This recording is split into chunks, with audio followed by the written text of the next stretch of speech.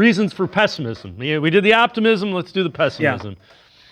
Yeah. I'll start with the quarterback situation again. It is a mystery, right? And I think the world of Shedeur Sanders. I also think the world of Shedeur Sanders specifically in Kevin Stefanski's offense. But yeah, like they took Dylan Gabriel ahead of him. Like they view Dylan as the guy that they maybe like a little bit more.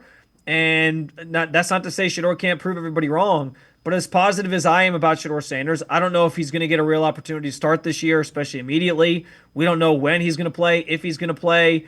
And so there's just some unknowns there. And the same thing goes for Dylan Gabriel. And so you're kind of banking on Joe Flacco, which, listen, I know that we all like to point to 2023 and say, well, if Flacco starts, like, look what you're getting. Small sample size. It was 5 games. It was almost the perfect amount of time to have Joe Flacco on your team as your starter, because you didn't get to see all the warts play out over a longer period of time.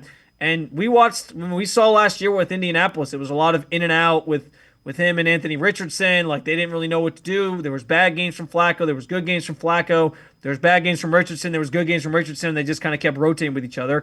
And then Kenny Pickett. So the mystery of that position certainly is a reason to feel that, maybe this thing doesn't go that well this year. I also think the receiver room is still a problem right now. A lot of unknowns there. And I think to extend that conversation, you are banking on a lot of young guys to sort of come into their own and step up here in 2025. Like there's a lot of hope that this roster can kind of win on the fly while they're rebuilding.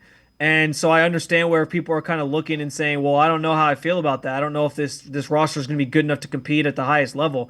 I totally understand where that's coming from in the grand scheme of things. So I think those are some of the biggest reasons why I can understand why people are kind of going into the season with a pessimistic look on things. You also might not have very much faith in Kevin Stefanski at this point, and I would understand that too after a 3-14 season.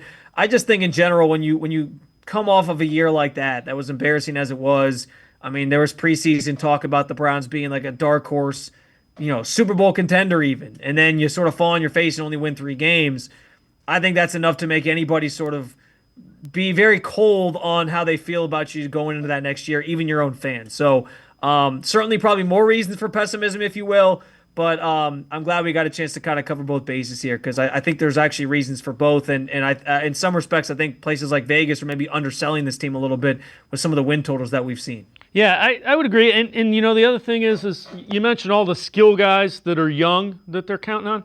And then you got the offensive line who's all 30, so you got that balance where there aren't any guys that are like in the prime of their on the offensive side of the ball. So I get that.